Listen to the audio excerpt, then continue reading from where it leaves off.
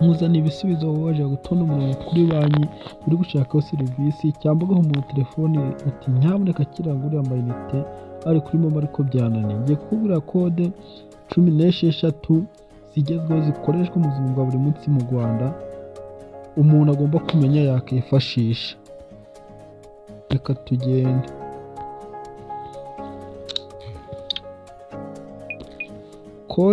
Kode ya mbere ni akanyenyeri 506 urwego.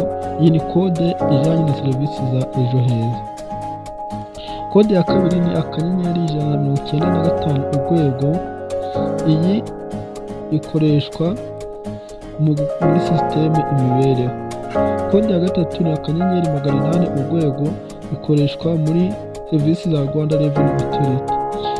Kode ya kane ni akanyenyeri 876 urwego. Iyi kode ikoreshwa muri RSSB, Rama ndetse na mituweli.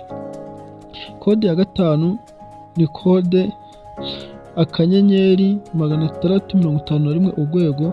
Iyi kode ikoreshwa ku makuru y'ubutaka. Kode ya gatandatu ni akanyenyeri 720 urwego. Iyi ikoreshwa mu kugura umuriro. Kode ya karindwi ni akanyenyeri 774 urwego. Iyi kode ikoreshwa muri smart nkunganire. Kode ya munane ni akanyenyeri 900 urwego. Iyi ikoreshwa mu kureba simukadi yawe nimba iri muri 4G Lite Rwanda.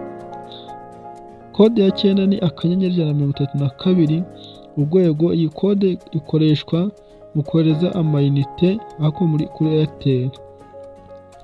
Kode ya 10 ni akanyenyeri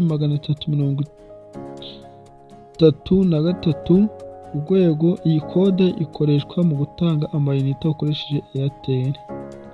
Kode ya 11 ni akanyenyeri 772 urwego. Iyi kode ikoreshwa mu kohereza mitiyu na pake kuri MTN. Kode ya 12 ni akanyenyeri 775 urwego. Iyi ikoreshwa muri Urubuto Foundation System ya Beka. Kode ya 13 ni akanyenyeri 966 urwego. Iyi kode ikoreshwa muri Inore Software. Kode ya 14 ni akanyenyeri 175 urwego. Iyi kode ikoreshwa muri gahunda ya umwarimu sako. Kode ya 15 ni akanyenyeri 523 urwego. Iyi kode ikoreshwa muri Tap and Go kuri MTN na Momo. Kode ya 16 ni akanyenyeri 340 urwego. Iyi kode ikoreshwa muri CAMIC Education ya NEST. Andika muri komenti kode twibagiye kukubwira kimba wifuza ko twazakubwiraho ubutaha ndetse n'ibindi. Mwibutsa gukora subscribe kuri Rugezi TV.